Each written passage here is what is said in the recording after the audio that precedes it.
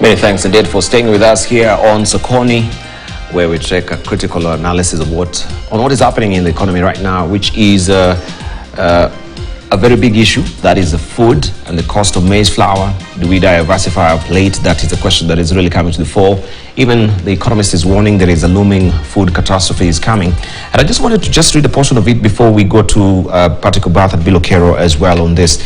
And this is the food catastrophe, what we were running just before. I just want to show you what the United Nations Secretary General is saying, and especially this second column here. Let me try and highlight that. It says, the widely accepted idea of a cost of living crisis does not begin to capture the gravity of what may lie ahead. Antonio Guterres, the UN Secretary General, warned on May the 18th that the coming months threaten the specter of a global food shortage that could last for years. The high cost of staple foods has already raised the number of people who cannot be sure of getting enough to eat by 440 million to 106 billion. Nearly 250 million are on the brink of famine. If, as is likely, the war drags on, of course this is also the effect of Ukraine and Russia, and supplies from Russia and Ukraine are limited, hundreds of millions more people could fall into poverty. Political unrest will spread, children will be stunted, and people will starve. And that is where we are at. And we know even the federal agency has warned that we are having a recession coming and beginning next year.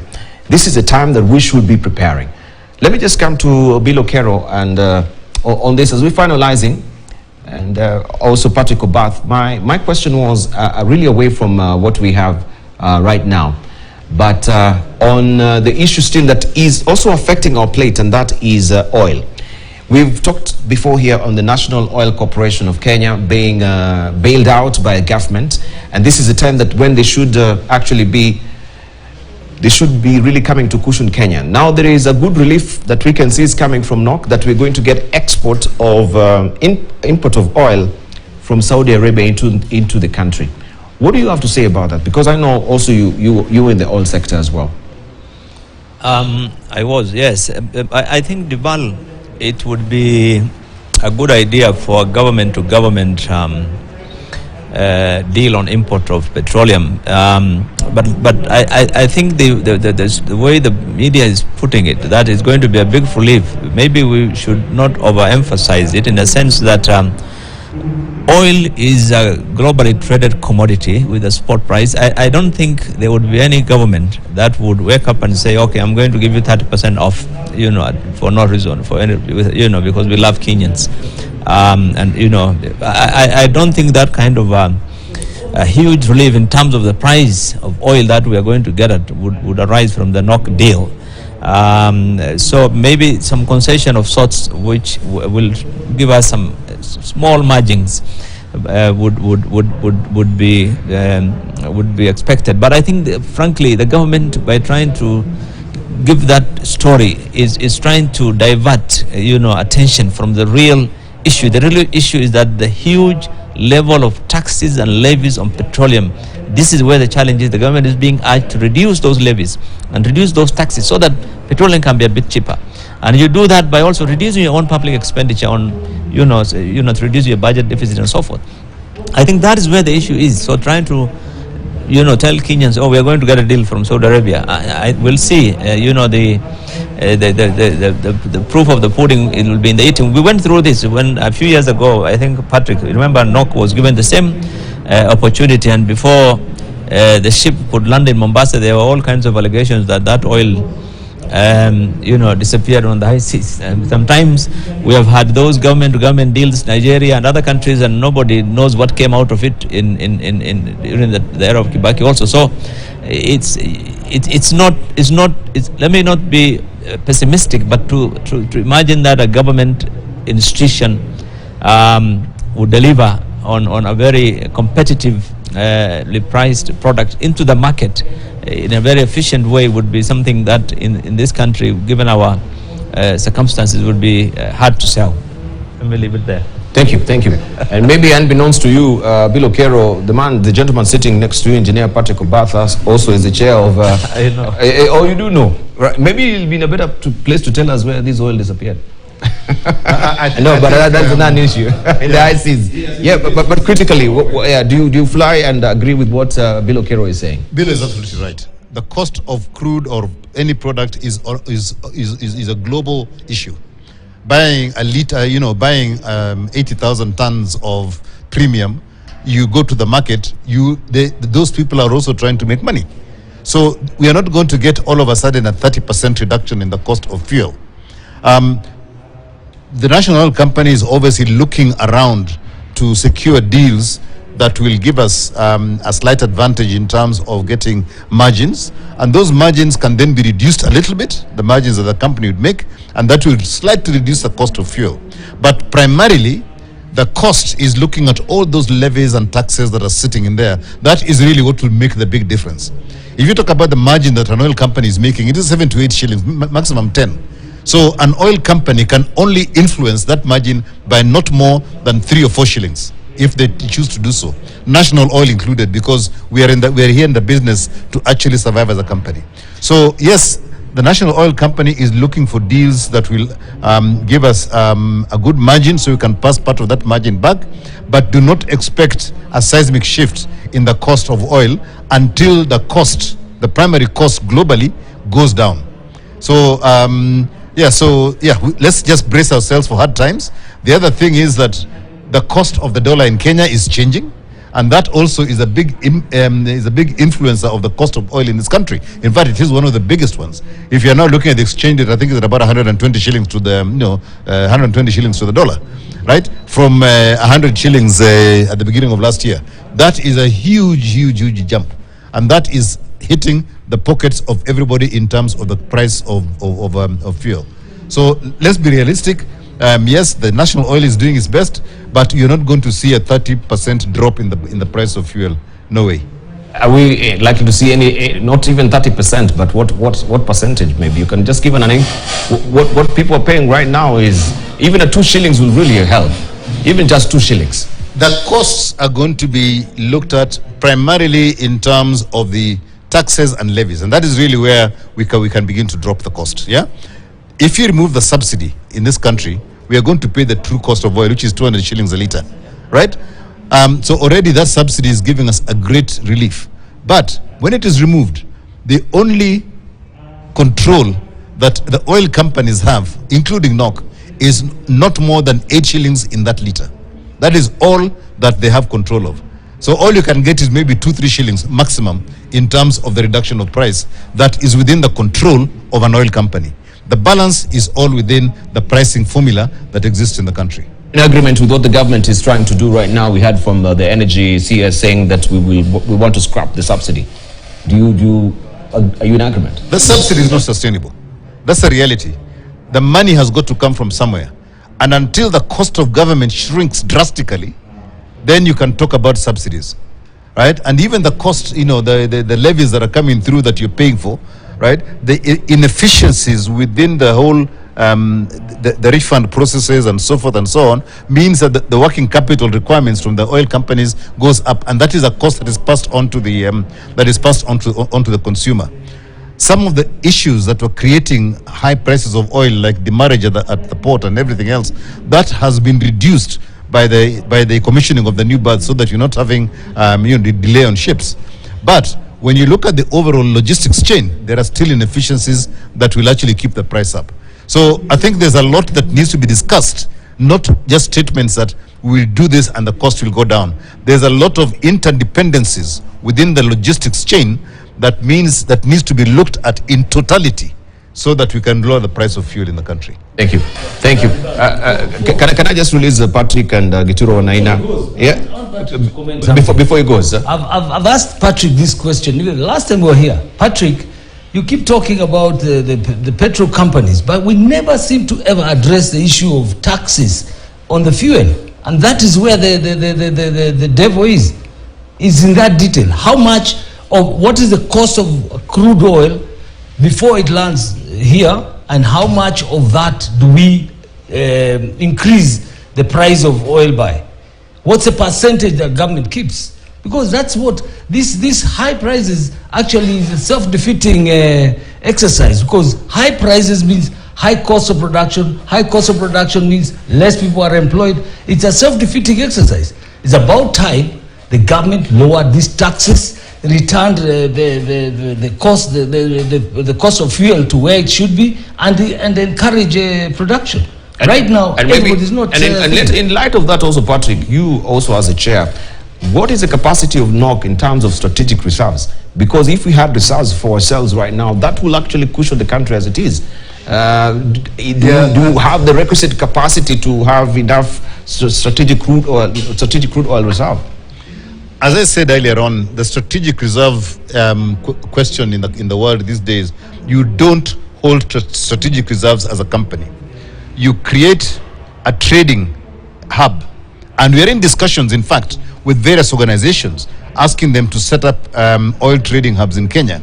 And then they will store the product for you. And then you just look over their shoulder and make sure that it's available for you. It is expensive to hold stocks as a nation waiting for something to go wrong. Let somebody else hold the stocks for you. Let them trade it, let them earn money. And on that basis, your cost to hold the strategic reserves goes right down. Currently, if you said Kenya is going to put strategic reserves, the amount of money we have to spend as a country in terms of putting up the infrastructure and then filling up that infrastructure, we are going to have another scandal in this country, and people are going to say, why are you doing it? So we have to be innovative in how we are doing things, and that is exactly what we are doing as a company in terms of trying to innovate as to how we can do it more cost effectively for the country. And now to talk to James Mureo's issue, on average, your levies and taxes come to about 50% of the cost of a litre. That is roughly what it is. And it's got to, if you remove that, yes. But also remember that those things are being invested one way or another. And when we have transparency and the impact of the investment of those taxes, I think people will begin to understand the balance between levying taxes and levies and taxes, which are being used to create productivity in another part of the economy. That transparency, I think, is something that a good government will put out and say, we are charging you these levies and taxes, but this amount has been spent on X, and that amount that we've spent there is having this impact on the economy and growing it in a particular manner. So I think this is the big debate, Debal, in terms of the whole equation of oil, levies, taxes, and the impact of those on the economy. I think today we may not be able to conclude it. Thank you. Indeed, and I want to thank you so much, and Professor Gituro Wanaina as well. Just your closing remarks, Gituro Wanaina. Kenya Kwanza launching the manifesto today. What are your expectations? Not much, actually. Not much? Not much. I wish they could address the issue of prices. They could address the issue of really the issue of social protection and cuts across. I wish they could address the issue of the think tank we're talking about. But why are you saying not much and you've not even read the manifesto yet? Yeah, you should actually get the manifesto, then you can decide and say this is... I have this sixth sense which tells me, I know the people behind it, and you know their narrative. Yeah. But I wish they can address the issue of food, and it means water, the issue of energy, the issue of service delivery, digitization. All right. Yeah. All right, Patrick Obath, your expectation? Thank you, Gituro Wanaina. Thank you. I'll let you go right now. Patrick Obath, or is already left? Back over the last few elections and everything else, and manifestos coming out. My problem is not manifestos. My problem is, yeah, you put them out and then what do you do with them, right? Manifestos will be exactly the same. The issues that Kenyans have are exactly the same. Whether one party or another, whatever it is, they will tell you they're going to sort that. My key issue is the how and the accountability on the delivery of the manifesto. Every single government up to now, we have not seen them saying, this is the manifesto we brought out and this is what we've done this year, next year, and the year after. That accountability to deliver on what they're saying, for me, is more important. I will listen to the manifesto. I will not be surprised by what comes out. It's going to be about, we're going to drop the price of this, we're going to do this, we're going to add more money here, we're going to do all that. We have had funds and funds and funds in this country. What have they done? Almost zero. So I think that the manifestos are great. We listen to them, we'll accept them, but the day the parties, somebody goes into power, I want to understand how they are going to reduce, to implement that manifesto of theirs. Right, thank you. Let me just release you for now because I had questions, because also Kepsa, you met all these presidential candidates. Were you able to lay all these things that you're saying on the table as well? But Patrick, thank you so very much. I might be reaching out to you late in the day, so they don't decline to pick up my call. I'll be calling you. Thank you very much for your contribution this morning. Right, let me just hear from James Mireo in regard to what Patrick is saying, and also today with the launch of a manifesto. It's not only Kenya Kwanza which is launching its manifesto, also we have the Roots Party and the presidential candidate George Ojakoya also launching his as well. Two things, Debal. I think Patrick has alluded to one fundamental issue about the taxes that are levied on fuel. Yes. And while I have no problem with government levying taxes on fuel, I have an issue about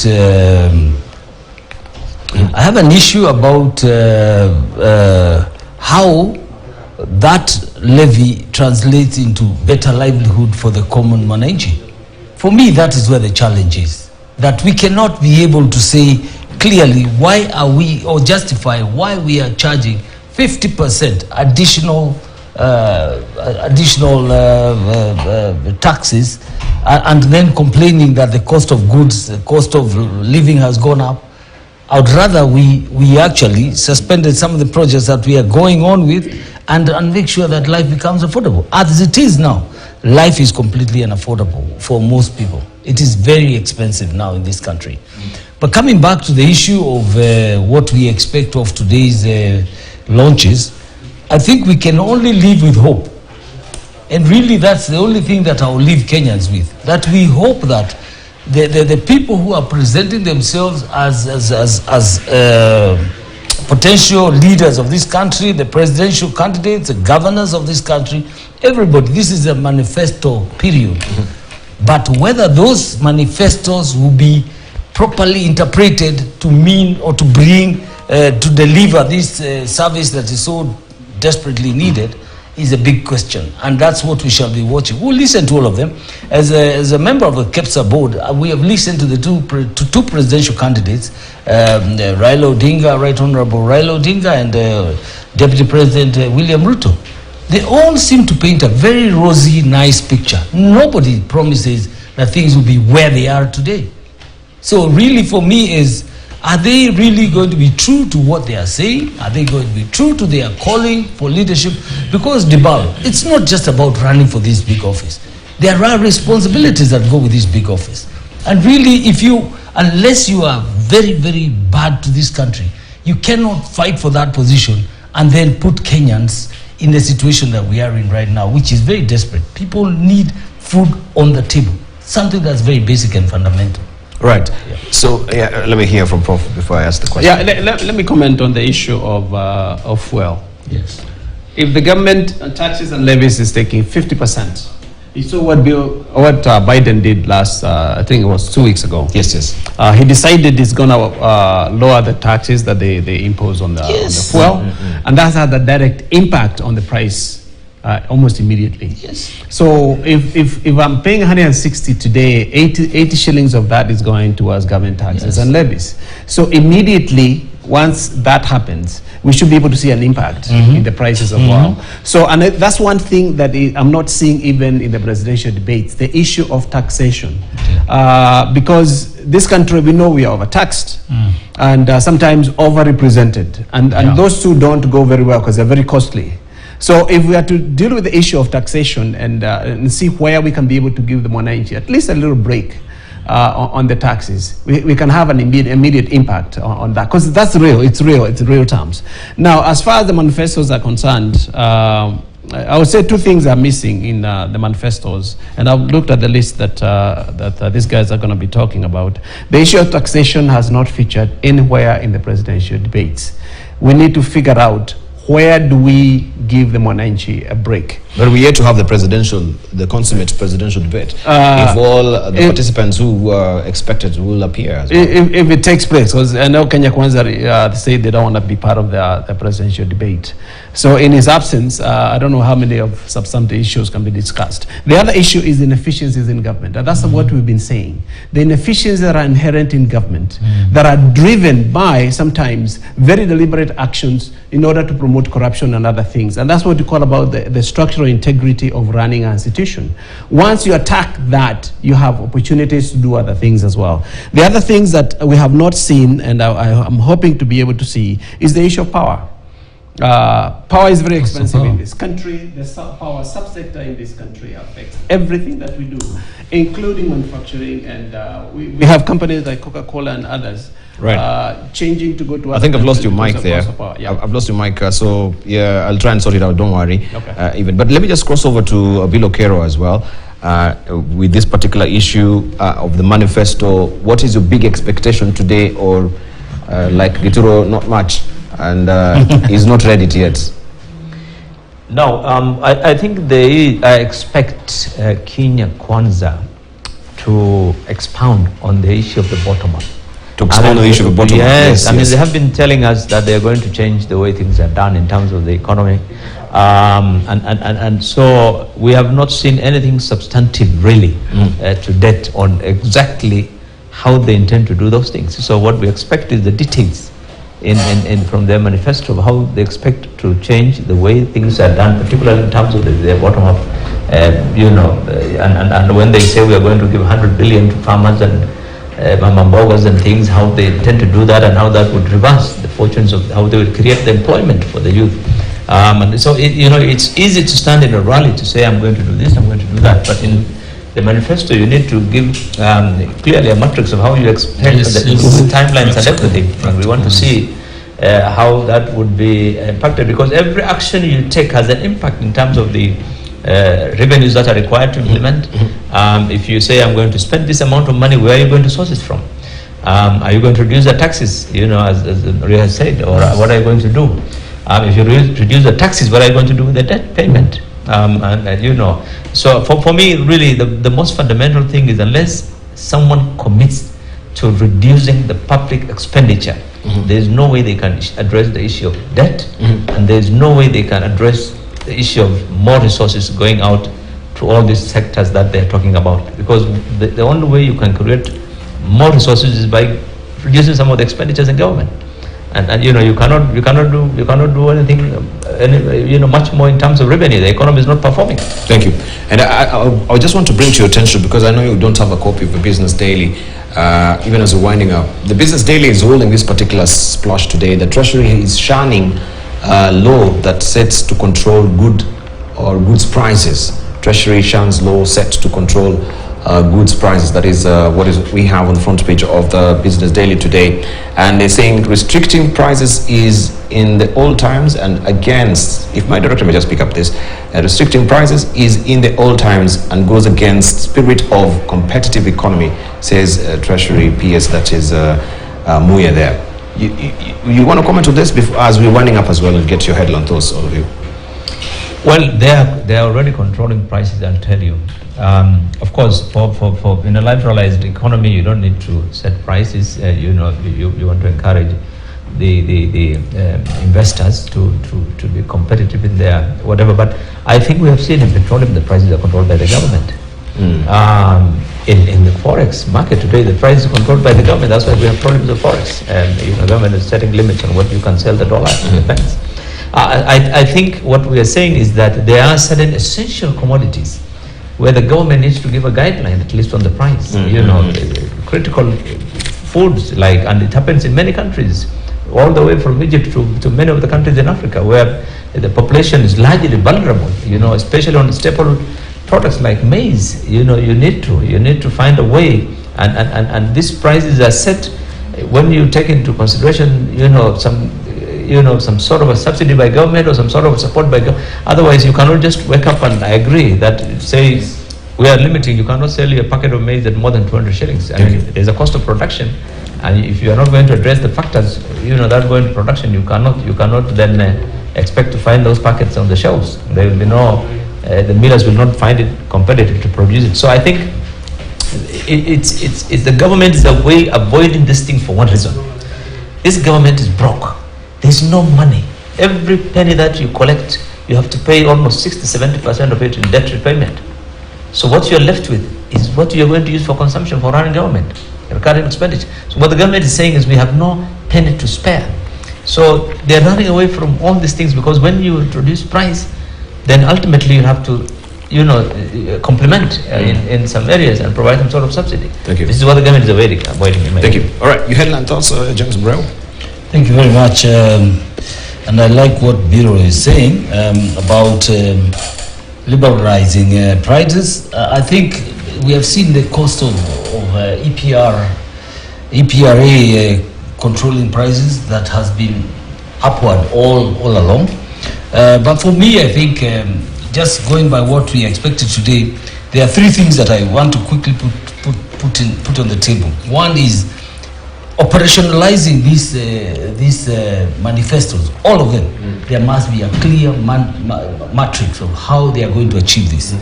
The second thing is there must be a way of them managing the government appetite of spending on certain unnecessary areas. Really, that is what is going to save this country a lot of money. If only these candidates have been listening to Sokoni continuously since they started the campaigning, they probably would have shaped their manifestos correctly.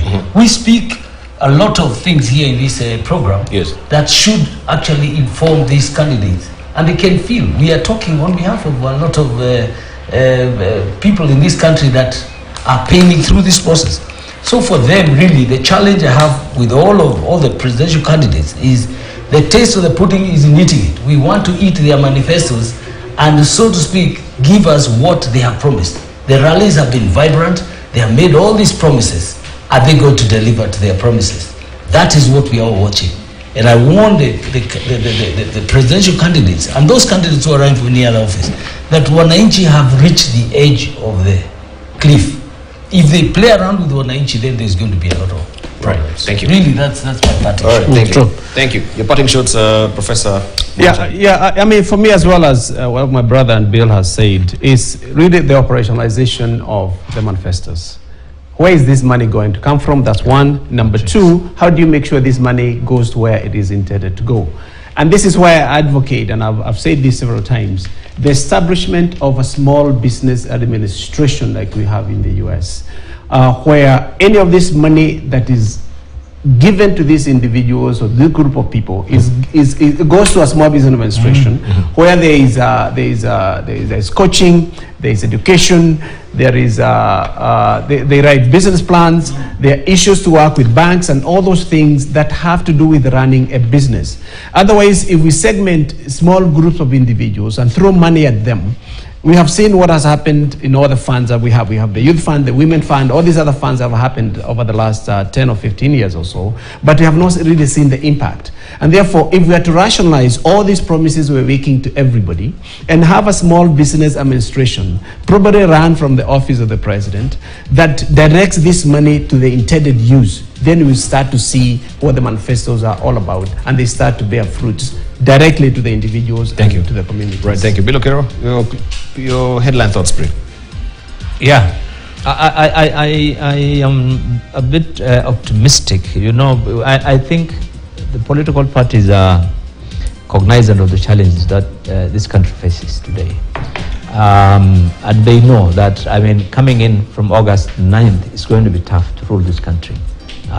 You know, the cost of living has shot up through the roof. Availability of basic services, basic commodities like petroleum, food is all going to be a challenge. The world is in a crisis in terms of food you've just mentioned. So the challenges are so enormous for them that I don't think it's going to be an easy ride. And even the guys who are in now are just waiting for this 39 days to hand over.